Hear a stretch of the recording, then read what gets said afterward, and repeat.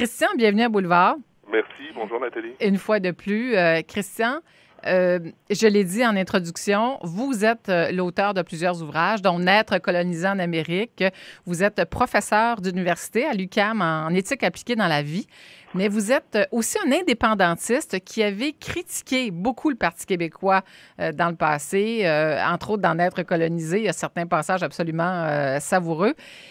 La grande question, après la semaine assez mouvementée au Parti québécois, là, les départs, les arrivées, est-ce que le Parti québécois est condamné à mourir? C'est-à-dire, je ne sais pas s'il est condamné à mourir, Nathalie. Je sais que c'est une semaine agitée pour lui et pour notre ami Lisée. C'est une semaine sacrificielle, si j'ose dire, parce que moi, dans mon aide colonisée, j'avais essentiellement décrit ce que serait la fin de Lisée. J'ai même écrit sa lettre de démission, la page 106 ou 108. Oui. D'ailleurs, qu'on a fait paraître sur notre page Facebook ici à Boulevard. Évidemment, c'était sans méchanceté aucune, mais en fait, je pense que Lisée va être l'occasion pour le Parti québécois de fermer les lumières et de quitter les lieux là, de l'histoire. Pour un indépendantiste comme moi, c'est pas une mauvaise nouvelle du tout. On se réjouit pas du malheur des politiciens qui s'acharnent au péril de leur santé à essayer de paraître, de triompher des obstacles. Mais pour moi, c'est une assez bonne nouvelle parce que pour moi, le PQ n'a jamais été véritablement un parti indépendantiste. Pour moi, le PQ est mort deux fois, en fait. Il est mort en 84 quand il s'est lancé avec René Lévesque dans le Beau Risque, qui était une trahison, une imposture remarquable, mais qui n'a pas été remarquée. C'est pour ça que pour moi, le Parti québécois, c'est un parti de colonisés et donc qui n'ont pas fait le travail de décolonisation. C'est un symptôme bien plus qu'une réalité historique. C'est l'autre nom de la Révolution tranquille.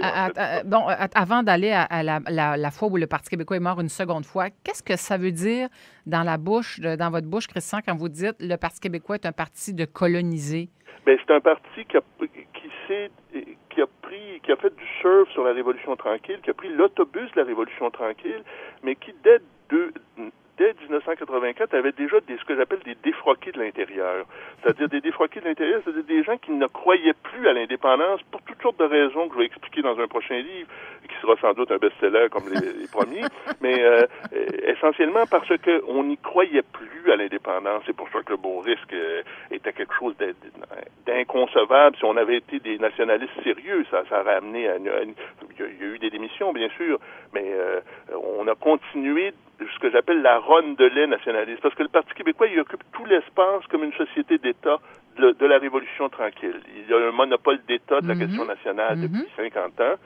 Il l'a comme la Régie des alcools, Hydro-Québec, là, toutes ces créatures à la fois bancales, coûteuses, dysfonctionnelles, dont on apprend qu'ils se versent des primes, enfin tout le charme discret de la Révolution tranquille. L'image est intéressante parce qu'il y a des symboles aussi que s'est approprié le Parti québécois. Le drapeau, hein, lorsqu'on voit le drapeau du Québec. Les Québécois, il fallait pas manquer de culot pour se décrire le Parti québécois. C'est pour ça que moi, je l'ai vu mourir en 84 et la mort clinique, là, la mort est en 95 avec la désertion de Parizeau qui lui dit je comprends qu'on s'est fait voler le référendum d'une certaine manière, mais je courrais pas après mon bicycle là, qui s'est fait voler, je me retire dans mes terres. Ça, pour moi, c'est deux attitudes de colonisés. C'est-à-dire, le peuple attend depuis 200 ans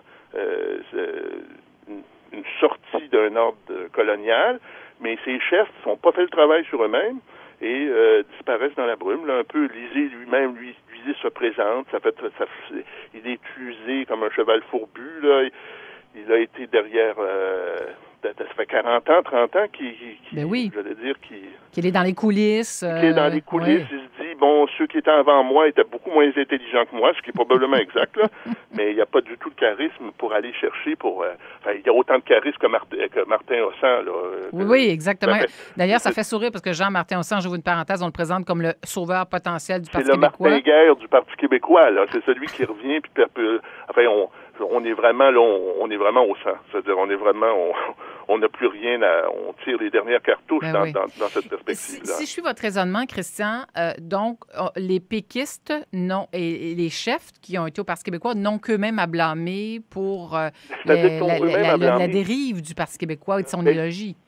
C'est-à-dire que ce qui est le plus troublant dans la situation de la fin du Parti québécois au 2 octobre 2018, là, Ce qui est le plus troublant, c'est que dans le fond, eux sont un symptôme d'un travail. Ils se disent la décolonisation va se faire le jour du référendum par un oui ou par un non. Mais décoloniser un peuple qui est pris depuis 200 ans depuis l'acte de Québec, en fait, qui est pris sous le joug colonial, c'est pas par un oui référendaire ou un non. Oui, ça peut passer par là, bien sûr, mais ça doit partir de plus loin, à travers une conscience historique, à travers, j'allais dire, un véritable sentiment de précarité en Amérique du Nord. Ce que le PQ, dans le fond, le PQ a fourni la loi 101, dont on voit, en fait, qui était une fausse sécurité pour Montréal, d'une certaine manière.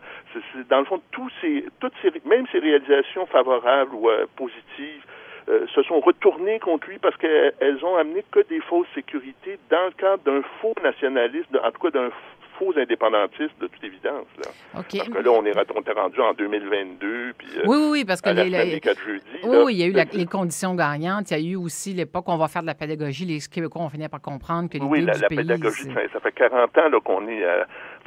ils ont autant de succès que les départements de sciences d'éducation dans les grandes universités. Oui, mais ça Christian... débouche sur les mêmes choses. Oui, mais Christian, la disparition du Parti québécois, on a prédit ça là, bien avant aujourd'hui, la mort du Parti québécois. Combien de fois je l'ai entendu? Puis le Parti québécois... n'est pas encore mort. Je ne suis pas sûr. D'après moi, il n'est pas fort, mais il n'est pas mort. Oui, mais c'est pour ça qu'il y a des morts qu'il faut que l'on tue, comme on dit. C'est-à-dire que, oui, ça sent mauvais, le cadavre se décompose tranquillement. Le plus grand service qu'il pourrait rendre, c'est de permettre la refondation d'un nationalisme sérieux, d'un nationalisme véritable. C'est pour ça que, pour moi, sa disparition est loin d'être un drame. C'est une bonne nouvelle dans la mesure où, pour moi, ça fait 50 ans que ça dure, que c'est un mensonge, c'est une imposture, qu'on est pris avec des défroqués de l'intérieur, c'est-à-dire des gens qui ne croient pas véritablement à la lutte nationale, parce qu'eux-mêmes se considèrent même pas comme colonisés. La Révolution tranquille nous a rendu wealthy, malins. Maître chez nous. Oui, maître chez nous, c'est exactement. Ouais. Mais en fait, ce qu'on réalise, c'est un peu ce que Bourgault a toujours dit, c'est que M. Lévesque a toujours été, il faisait partie de la branche du Parti libéral nationaliste, il a réalisé un certain nombre de choses admirables, mais ce n'est que la branche nationaliste du Parti libéral qu'on a vu avec toutes sortes d'accommodements. Et donc, en fait...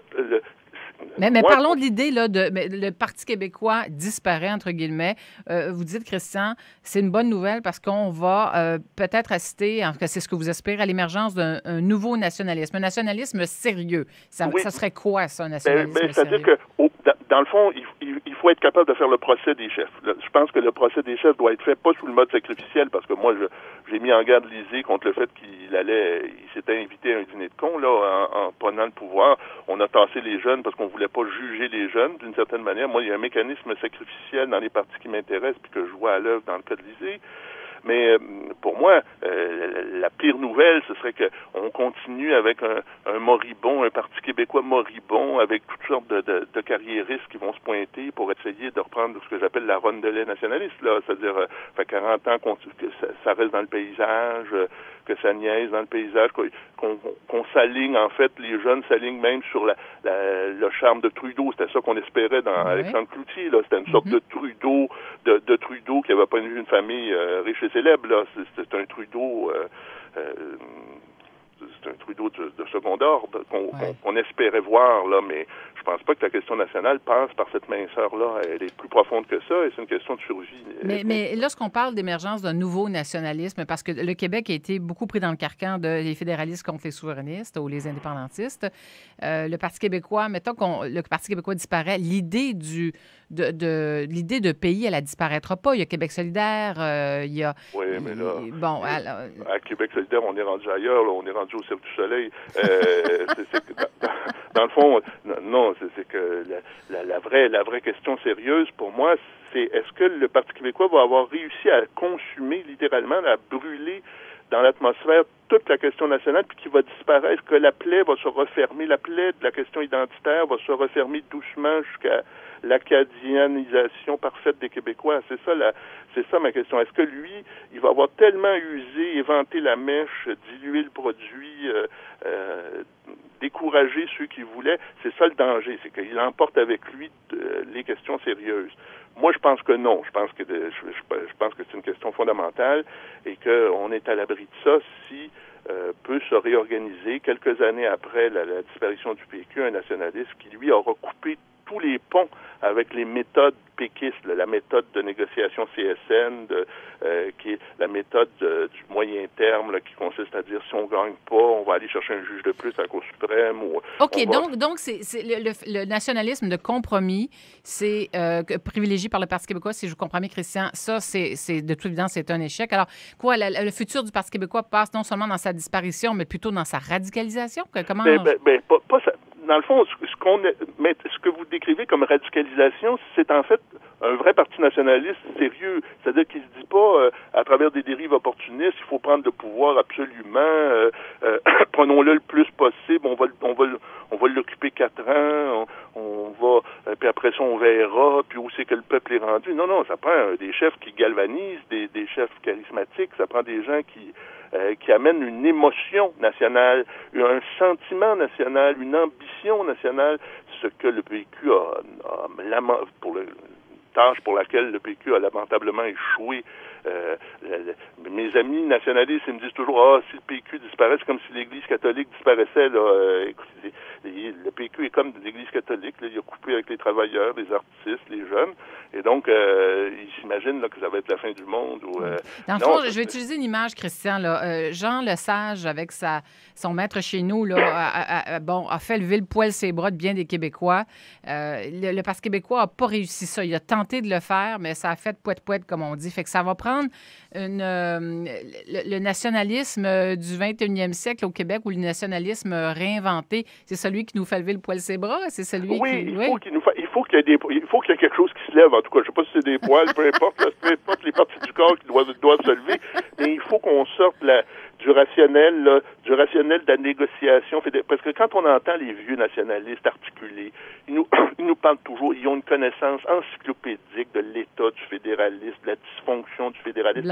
Ils n'ont pas été foutus de trouver un discours qui nous serait propre, qui tournerait le dos pour un moment à notre enchâssement dans la fédération. Ils sont des spécialistes pour vous décrire tout ce qui s'est passé au cours des 30 dernières années, mais ils n'ont pas été capables de renouveler le discours nationaliste à partir de la fibre identitaire, à travers la fibre ethnique, qui n'a rien à voir avec le racisme et l'intolérance, qui est juste le moment de survie d'un petit peuple qui est là depuis 400 ans et qui est une exception en Amérique du Nord, qui est un miracle qui doit continuer, et c'est à travers ce combat-là que le discours doit être orienté. Les affaires économiques, tout ça, c'est juste des épouvantails d'une certaine façon. Tant mieux si on est capable de faire la démonstration, mais ça, on peut toujours faire une contre-démonstration. Mais notre identité de francophone en Amérique, elle, c'est quelque chose de singulier, de rare, de précieux, qu'on doit conserver, et ne serait-ce pour être à la hauteur de ce que les ancêtres nous ont laissé, d'une certaine manière. Voilà pour nous-mêmes, pour nos enfants, pour qu'il y ait un avenir. Sinon, c'est le Nouveau-Brunswick, c'est pas beau, là. Voilà une belle conclusion, Christian Saint-Germain. Merci beaucoup de votre participation à l'émission. Bon plaisir. Alors. Merci. Bye-bye.